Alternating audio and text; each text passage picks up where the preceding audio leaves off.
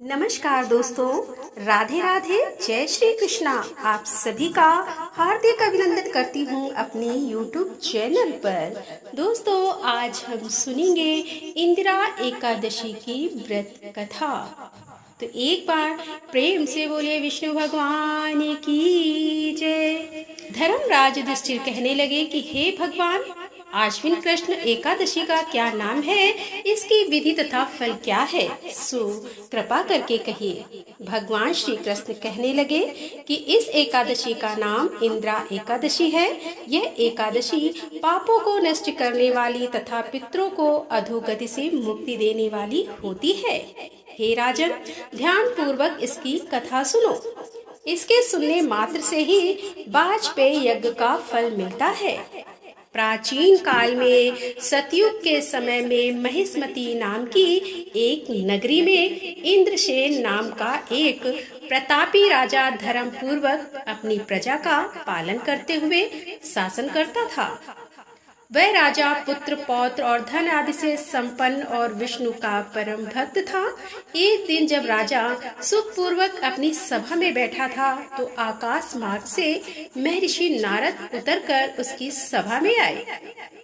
राजा उन्हें देखते ही हाथ जोड़कर खड़े हो गए और विधि पूर्वक आसन व अर्घ दिया। सुख से बैठकर मुनि ने राजा से पूछा कि हे राजन, आपके सातों अंग कुशल पूर्वक तो हैं, तुम्हारी बुद्धि धर्म में और तुम्हारा मन विष्णु भक्ति में तो रहता है।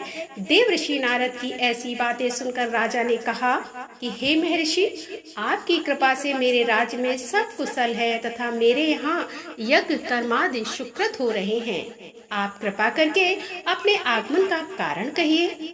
तब ऋषि कहने लगे कि हे राजन, आप आश्चर्य देने वाले मेरे वचनों को सुनो। मैं एक समय ब्रह्मलोक से यमलोक को गया। वहाँ श्रद्धा पूर्वक यमराज से पूजित होकर मैंने धर्मशील और सत्यवान धर्मराज की प्रशंसा की। उसी यमराज की सभा में महान ज्ञानी और धर्मात्मा तुम्हारे पिता को एकादशी का व्रत भंग होने के कारण देखा। उन्होंने संदेशा दिया है, सो मैं तुम्हें कहता हूँ। उन्होंने कहा कि पूर्व जन्म में कोई विघ्न हो जाने के कारण मैं यमराज के निकट रहा हूँ। सो हे पुत्र, यदि तुम आश्विन कृष्ण इंदिरा एकादशी का व्रत मेरे निमित्त करो तो मुझे स्वर्ग की प्राप्ति हो सकती है।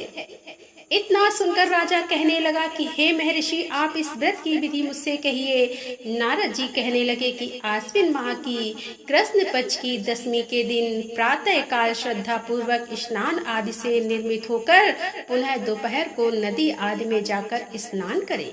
फिर श्रद्धा पूर्वक पितरों का श्राद्ध करें और एक बार भोजन करें। प्रातः काल होने पर एकादशी के दिन दातून आदि करके स्नान करें। फिर व्रत के नियमों को भक्ति पूर्वक ग्रहण करता हुआ प्रतिज्ञा करें कि मैं आज संपूर्ण भोगों को त्याग कर निराहार एकादशी का व्रत करूंगा। हे अच्युत, हे पुंडरीकाक्ष, मैं आपकी शरण हूँ, आप मेरी रक्षा कीजिए। इस प्रकार नियम पूर्वक शालिग्राम की मूर्ति के आगे विधि पूर्वक श्राद्ध करके योग्य ब्राह्मणों को फलाहार का भोजन कराएं और दक्षिणा दें। पितरों के श्राद्ध से जो बच जाए उसको सूंघ कर गौ को दे तथा धूप दीप गंध पुष्प नवेद आदि सब सामग्री से ऋषिकेश भगवान का पूजन करें। रात में भगवान के निकट जागरण करें। इसके पश्चात द्वादशी के दिन प्रातः काल होने पर भगवान का पूजन करके ब्राह्मणों को भोजन कराएं। भाई बंधुओं स्त्री और पुत्र सहित आप भी मौन होकर भोजन करें। नारद जी कहने लगे कि हे राजन, इस विधि से यदि तुम आलस्य रहित होकर इस एकादशी का व्रत करोगे तो तुम्हारे पिता अवश्य ही स्वर्ग लोक को जाएंगे। इतना कहकर नारद जी अंतर ध्यान हो गए। नारद जी के कथा के अनुसार राजा द्वारा अपने बांधवों तथा दासों सहित व्रत करने से आकाश से पुष्प वर्षा हुई और उस राजा का पिता गरुड़ पर चढ़कर विष्णु लोक को गया। राजा इंद्रसेन भी एकादशी के व्रत के प्रभाव से निष्कटक राज्य करके अंत में अपने पुत्र को सिंहासन पर बैठाकर स्वर्ग लोक को गया। हे युधिष्ठिर, यह इंदिरा एकादशी के व्रत का महात्म्य मैंने तुमसे कहा। इसके पढ़ने और सुनने से मनुष्य सभी पापों से छूट जाते हैं और सब प्रकार के भोगों को भोग कर वैकुंठ को प्राप्त होते हैं। तो दोस्तों ये थी आज की कथा कैसी लगी? पसंद आई हो तो वीडियो को लाइक कर दें, शेयर कर दें। और हमारे चैनल पर आप पहली बार आ रहे हैं और अभी तक आपने हमारे चैनल को सब्सक्राइब नहीं किया है तो कृपया हमारे चैनल को सब्सक्राइब कर लें। मिलते हैं अगले वीडियो के साथ, तब तक के लिए राधे राधे, जय श्री कृष्णा, हर हर महादेव, जय भोलेनाथ की।